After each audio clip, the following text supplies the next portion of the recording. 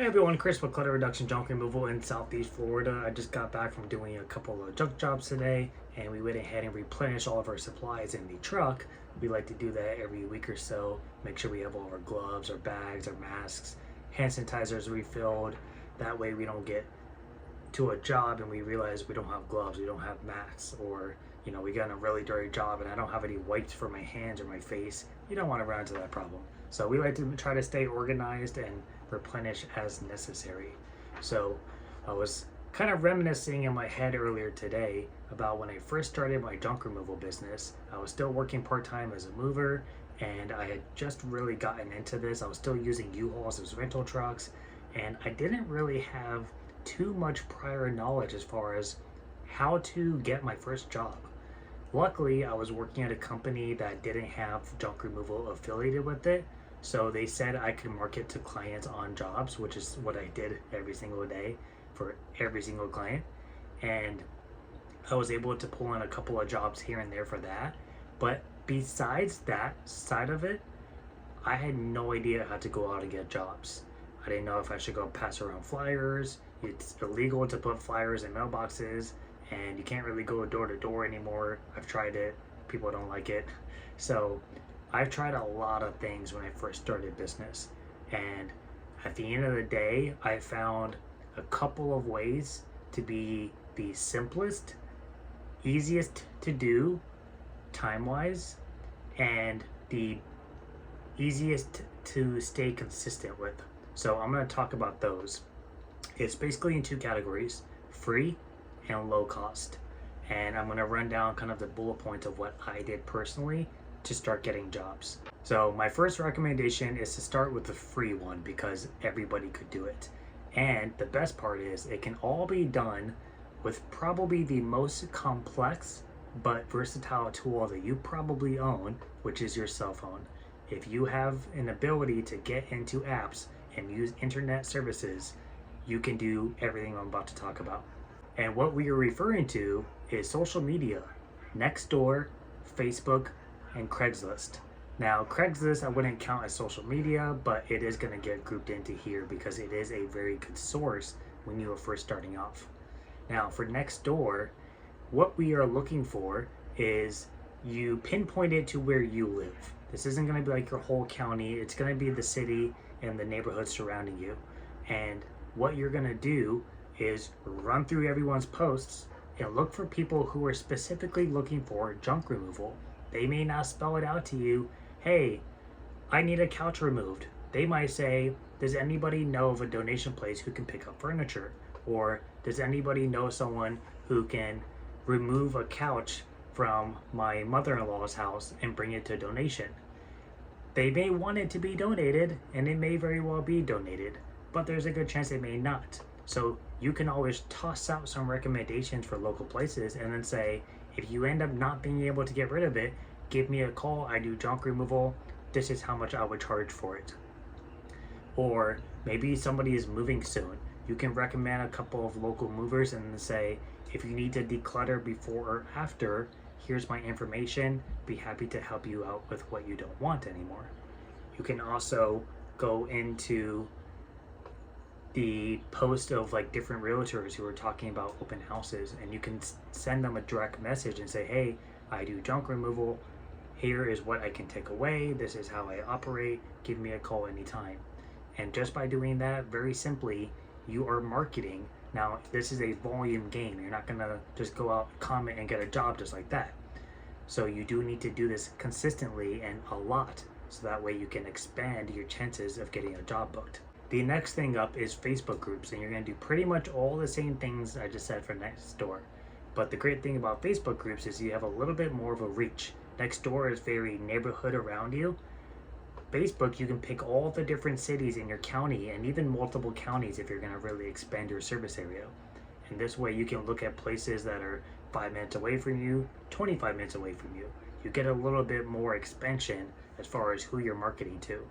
Plus, they can click on your profile and get led back to your business page, which could be good just for branding and to attract more traffic to your page. And then the third thing is Craigslist. Now, Craigslist isn't something I've done since I started business, and there's a good reason for it. It's not the most promising source, and you're probably not going to get the price you want for it. But if you just need to get some traction, you just need to get some practice in your business, and you know you can at least make some profit, I say it's worthwhile doing to at least get your feet wet. And what you're going to do is go to the labor side for people who usually say, I need a contractor, I need a handyman, I need this, I need that. You're looking for people who need junk removal or who are moving.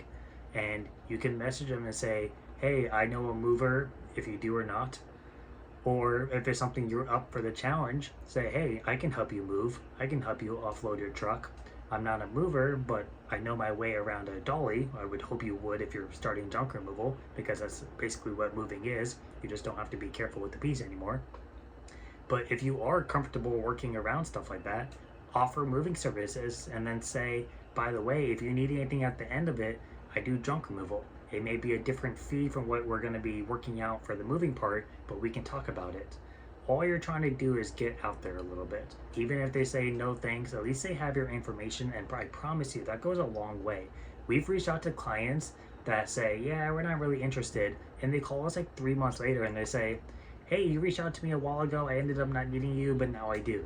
We've had that happen countless times, so you never know who may need you in the future. And then the next thing isn't really social media, but it's a free tool you can use on your phone, and it's an app called Eventbrite. I'll throw it up on the screen. Eventbrite is a platform where you can go to get tickets to shows, and you can get registered to go to events and fairs and food groups and whatever you want to go to. And you can click on the business category, and then you can mark it as free events only, so you don't have to pay for stuff. And then you can filter it by your city and relevance and date and stuff like that. And what you're going to come to find is networking groups, people meeting for coffee in the morning, people meeting for lunch, people meeting for happy hours at like 6 o'clock. And all these events are typically free. The only thing that you would pay for is a coffee if you choose to get one. There's no obligation. And you're going to be sitting with a group of people who are business professionals, such as realtors, organizers, insurance people, whatever. And you're going to basically discuss business together. You're going to exchange information, talk to with them, build connections. And this is a really good tool. Number one, if you're just starting off, it's going to help you with your pitch with junk removal, so you get more comfortable and confident talking to people. Number two, you're marketing to people. So you may get a job off of this, especially if you can talk to a couple of realtors. Those are great sources for junk removal. And number three, it kind of helps get your brand out there, even if you don't directly work with those people themselves. Every professional has their own network of people. So if you can get yourself into their networks, think about how many people a realtor probably knows, and then multiply that by 20. That's how many potential people you could be talking to at one point in time. So highly recommend you try to do a couple of networking groups, especially if you're just starting off. You're probably not busy every single day, so you should have the time, and this is considered marketing, so treat it like it. Now, the next category is low cost. And when I say low cost, there's going to be a couple of different levels, but overall, it's cheaper than what some people like to do, which is hop right into Google Ads. Google Ads can be thousands of dollars a month, and there's no guarantee you're going to get anything out of it. Over time, the more you do, you'll get better, and you'll start to build traction with Google, and it'll, of course, be great if you choose to do that. But there's no guarantee, especially in the beginning. So you have to be willing to lose a couple of thousands of dollars. So we're going to stick to the low cost stuff. And this all comes from one website, and it is called UZ Marketing. Now there's a couple of other ones out there, such as Vistaprint, and there's a couple of printing websites. And if you want to go for those, feel free to.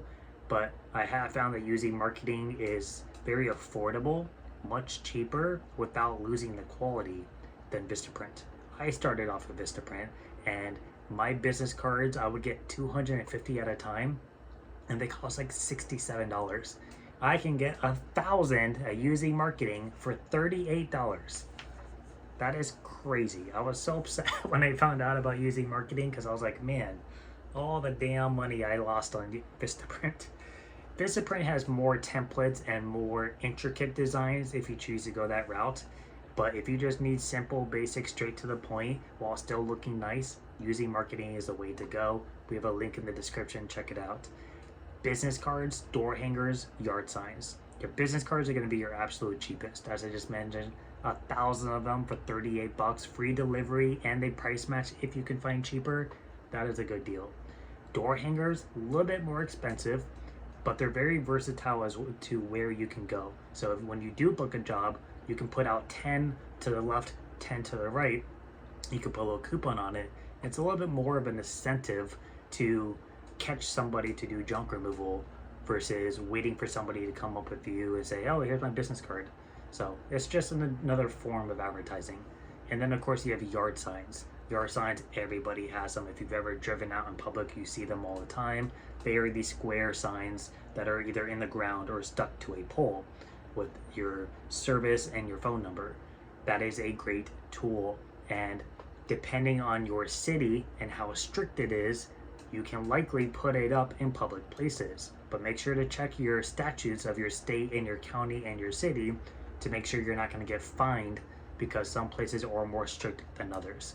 But if you're good to go, your signs can be a very powerful tool. So that's honestly all there is. It doesn't have to be super complicated. That is what I would start with: social media, networking, and then a couple of cheaper promotional items. And then from there, a couple of tips I would recommend. I've been in business for almost 5 years now, and a couple of tips I would recommend is, number one, stay consistent. Consistency is the most important attribute for pretty much anything you do in life. It's especially true in business. Make sure you are constantly on these social media apps. Make sure you are constantly going to these networking groups and meeting new people, and hopefully meeting the same people over and over. You build repetition with them. And that's going to lead into the next one, which is to stay followed up. Follow up with people that you meet, stay connected with them. That way you don't just meet someone and you just never talk to them again. That connection is going to get lost. If you meet a realtor, after a month, reach out to a realtor and say, hey, I'm Chris with Clutter Reduction Junk Removal. I just wanted to see how business is going for you. If you want to stop and maybe get a cup of coffee or something. If they say, oh, I'm so sorry, I'm busy, no problem. I'll reach out to you later on. I'm happy that you're busy. Keep me in mind if you ever need junk removal with your clients during the buy and sell process. And if they do meet up with you, perfect. Talk business, talk personal, get to know them. The next thing is to follow up with your leads, even if they say no the first time.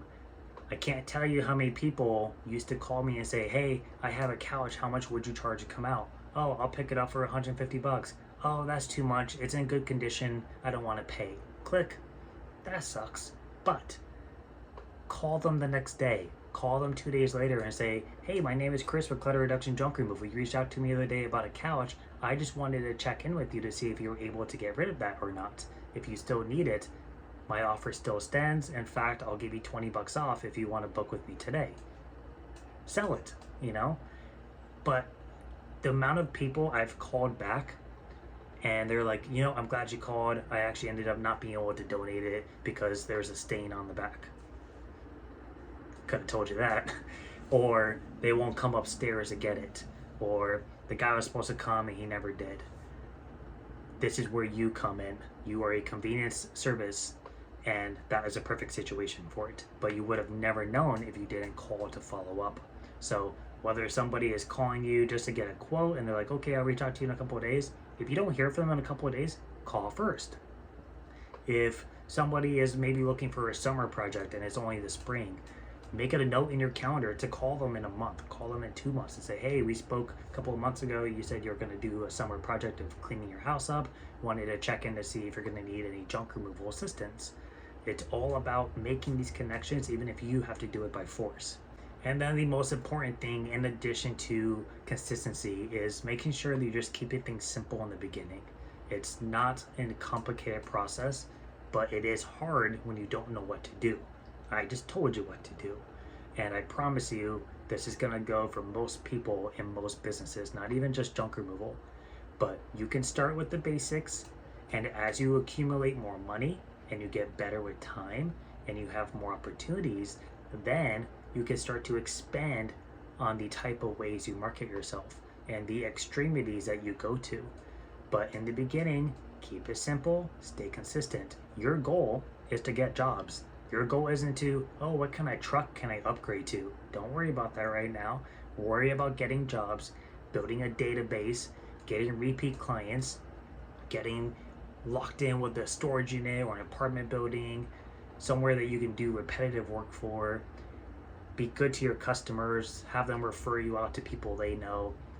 It's just a big domino effect. So that is all I have to say. It is dark out. I'm hungry. We need to go to the gym. That is it for me.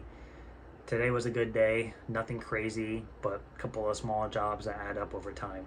And we got a little bit going on this weekend. It's also Mother's Day, so try not to do too much craziness on Sunday and Monday. But we do have a large cleanout coming up, which should be very exciting because I love cleanouts. So that is it for me. If you have any questions, comment them down below, and we'll see you all next time. Bye.